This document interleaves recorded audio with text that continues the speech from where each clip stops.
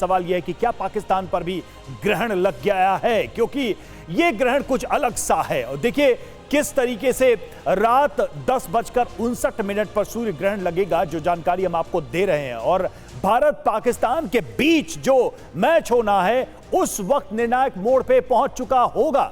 Bharat Pak match में फैसले का वक्त होगा, वो किसी भी वक्त मैच का फैसला आ सकता है। पाकिस्तानी टीम पर पहली हार का दबाव तो है ही, सूर्य ग्रहण के असर से पाकिस्तान के बाहर होने की भी संभावना है। तो सवाल यही है कि क्या इसके नतीजे भी इन चीजों से प्रभावित होंगे, जो ऊर्जा होगी भारत के खिलाड़ियों की, पाकिस्तान के खिलाड़ियों की, उस पर क्या प्रभाव पड़ेगा। शास्त्री जी, आप क्या देख पा रहे हैं इसमें, क्योंकि दुनिया की तो निगाहें हैं ही, पहले से क्या माहौल है हम सभी जानते हैं। बहुत ही सुंदर प्रश्न किया है आपने। देखिए पाकिस्तान की यदि हम नाम के, क्योंकि एक होता है जन्म नाम और एक होता है प्रसिद्ध नाम। प्रसिद्ध नाम की स्थिति से, और उसका जन्म नाम भी पाकिस्तान है और प्रसिद्ध नाम भी, दोनों ही नाम पाकिस्तान है।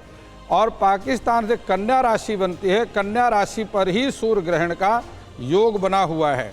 और इससे पहले चंद्रमा की जो कुंभ राशि पर चंद्र ग्रहण रहा, उसका भी 6 राशि का अंतर करके पाकिस्तान को बुरी तरह से प्रभावित कर रहा है। मैं खिलाड़ियों की बात तो मैं चाहता हूं कि सभी खिलाड़ी सुरक्षित रहें, लेकिन पाकिस्तान की जो मिलिट्री है उस पर बहुत बड़ी आपदा आ सकती है। और पाकिस्तान के सेना अध्यक्ष का कुछ भी हो सकता है, भगवान उनकी रक्षा करे।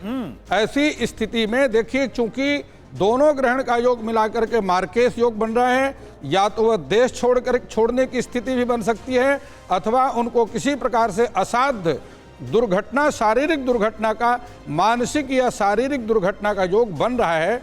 इसलिए उनको बहुत सावधान रहने की आवश्यकता, अपने स्वास्थ्य का ध्यान रखना चाहिए। यानी मुनीर के मन में हलचल पैदा कर सकती है ये बातें, अगर वो आपको सुन रहे होंगे इस वक्त। नंदिता जी, आप कैसे देखती हैं, क्या शास्त्री जी की बातों में दम नजर आता? और सवाल ये भी है कि पाकिस्तान की जो टीम है, जो ये मैच होने वाला है, उस पर क्या प्रभाव पड़ेगा, क्योंकि टाइमिंग हम थोड़ी देर पहले बता रहे थे, एग्जैक्टली वही समय है जब इस मैच का निर्णय आने वाला होगा। देखिए, पाकिस्तान की जहाँ तक बात है, ईयर एंडर के आप ही के शो में मैंने बोला था कि इस वर्ष पाकिस्तान को एक्सटर्नल सपोर्ट बहुत मिलेगा और कुछ ना कुछ ऐसा होगा कि जिससे उनकी स्थिति बेहतर होती जाएगी, और वैसे ही कुछ हुआ भी। लेकिन अभी जैसे शास्त्री जी ने बोला कि पाकिस्तान में मुनीर साहब की अगर हम बात करें तो उनके नाम राशि से अगर मैं देखूं सेकंड हाउस में ग्रहण की स्थिति बनती है, तो उनकी वाक्पटुता में प्रश्न चिन्ह लग सकता है। कहीं पे कुछ बोलना चाह रहे हैं, समझ दूसरे लोग कुछ और रहे हैं, उस तरह की स्थितियां रहेंगी। कुछ इकोनॉमी को लेकर के कष्ट हो सकता है। बट सबसे इम्पॉर्टेंट, जिसका मुझे लगता है कि सभी भारतीय भी इंतज़ार करते हैं, भारत पाक मैच की स्थिति क्या रहेगी, जो आप पूछ रहे थे।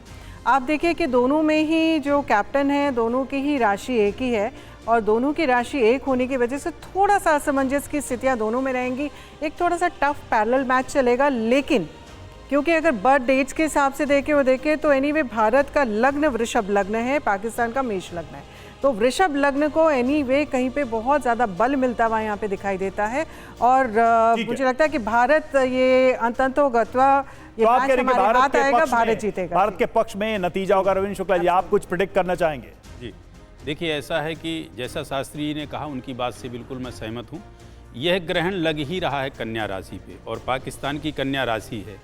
बात करें खेल की, उस टाइम पे जो निर्णय और डिसीजन आने हैं, तो जब पीड़ित अवस्था में वो ग्रह है और पीड़ित अवस्था में वह राशि है, तो ऐसे में मैच का जो एक स्थिति बनेगी, जो उसकी एक पोजीशन बनेगी, वो तो टक्कर की स्थिति बनेगी, लेकिन उसमें जीत जो है भारत की होना काफ़ी हद तक सुनिश्चित है। अभी मानते हैं कि भारत की जीत होगी। मनीषा जी, आप कुछ कहना चाहेंगे? मैंने बारीकी से इस पर्टिकुलर मैच को तो नहीं एनालाइज किया, पर अभी जब भारत की मंगल की महादशा शुरू हुई थी तो मैंने एक वीडियो ज़रूर किया था कि जिसमें अब जो हमारा समय है वो हम स्पोर्ट्स में बहुत अच्छा करेंगे। काफ़ी जो ये इन 7 सालों में हम एक रिकॉर्ड एक तरीके से कायम कर सकते हैं, जिसमें हम बहुत ज़्यादा विक्ट्री हमें नज़र आएगी। तो उस हिसाब से अगर मैं देखूँ तो मुझे लगता है कि कल जो ये मैच है इसमें भारत जो है वो ज़रूर जीतेगा। बिल्कुल, आपने भी प्रेडिक्ट किया, तो सब उम्मीद भी करते हैं कि भारतीय टीम जिस तरह का प्रदर्शन कर रही है वैसा ही प्रदर्शन करे। लेकिन नंदिता जी, एक सवाल ये भी है कि नवरात्र शुरू होने से पहले ही ये ग्रहण हो रहा है, इसको हम कैसे देखें, इसके प्रभाव को किस तरीके से आप देख रही हैं, दर्शकों को क्या समझाना चाहिए? देखिए, नहीं, नवरात्र शुरू होने से पहले ग्रहण तो हो रहा है। भारत में विशेषकर अगर देखा जाए तो स्थिति, क्योंकि सूतक जो होता है ग्रहण का, या जो ग्रहण की स्थिति होती है, ग्रहण की समाप्ति के बाद ख़त्म हो जाता है सूतक। तो नवरात्रि जो शुरू होगी वो शुद्ध होगी। माता रानी इस वर्ष जो है एक एक्स्ट्रा नवरात्र पड़ रहा है, तो वृद्धि के योग हैं, बहुत अच्छी स्थिति बताता है जब ऐसा होता है। तो आप बिल्कुल बिंदास होकर के माँ का पूजन करिए। हाथी पे सवार होकर माँ आ रही हैं, यानी कि बहुत कुछ अच्छी संभावनाएं लेके आ रही है, धन धान्य की वृद्धि लेकर के आ रही है। ये नवरात्रि बहुत शुभ है, और इस नवरात्रि में यानी कि ग्रहण का भी कोई अगर नकारात्मक या प्रतिकूल असर है तो आप नवरात्रि में देवी की पूजा अर्चना करके, और स्पेशली अपनी राशि के अनुसार दान पुण्य अगर आप कर लेते हैं तो आप देखेंगे कि बहुत अच्छा रहेगा, और माँ की सेवा में जितना जाएंगे माँ प्रसन्न होकर आप। और शास्त्री जी, कोई मंत्र आप दर्शकों को बताना चाहें इस अवधि के लिए?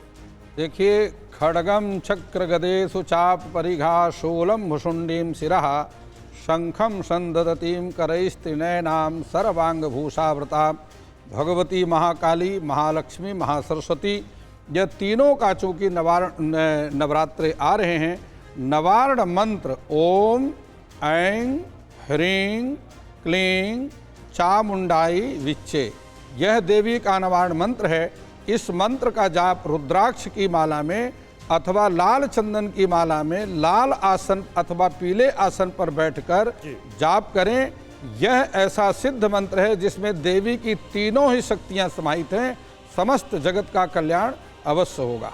अरविंद जी, आप कोई सलाह देना चाहेंगे दर्शकों को? नवरात्र आने के वक्त वो क्या ऐसा कर सकते हैं जिससे विशेष कृपा हो उनको? जी, देखिए, भगवती का आगमन जो हुआ है वो गज पे हुआ है। गज अर्थात विशेष लक्ष्मी की कृपा, गज अर्थात विशेष जो है हर तरह की जो है शुभता की कृपा, विघ्नहर्ता जिसको कहते हैं। गज माने विघ्नहर्ता, हर तरह के विघ्न का हरण होगा।